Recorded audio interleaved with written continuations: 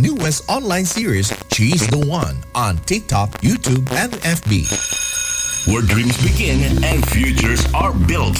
Welcome to the school that shapes tomorrow's leaders. Excellence in education, passion in every journey, and opportunities without limits.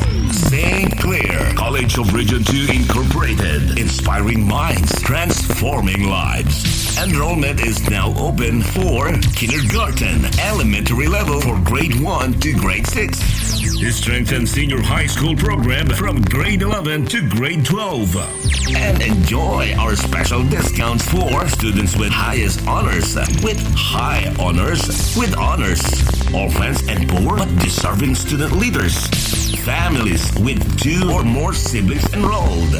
Experience quality education, dedicated teachers, and a brighter future. Only here at St. Clair College of Region 2 Incorporated. Your future begins here.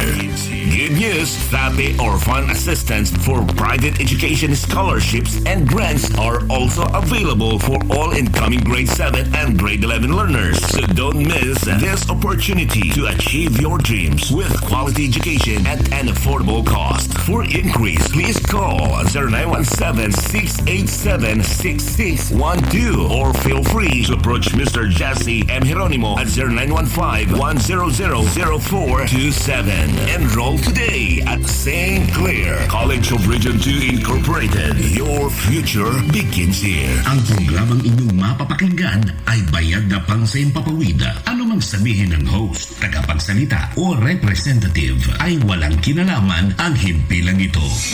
Nako, ikaw ba ito? May nararamdaman ka ba? May sakit ka ba? May iniinda ka?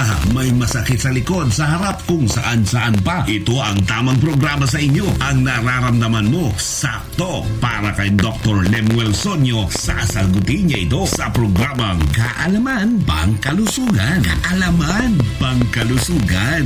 Makakasama niyo si Dr. Lemuel Sonyo, isang naturopathic doctor. Kaalaman Pangkalusugan. Kaalaman Pangkalusugan.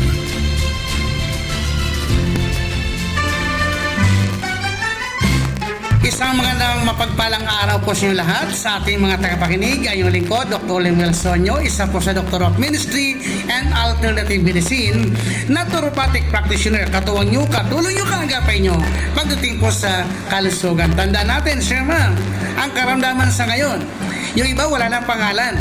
Ang daming mga sakit na lumalabas, wala nang pangalan, hindi malaman kung anong dahilan. Saan nagmula ang sakit? Kaya sa panahon ng COVID-19, ay yung likod, hindi po pinaklose ng ating government, ng ating mga mayor.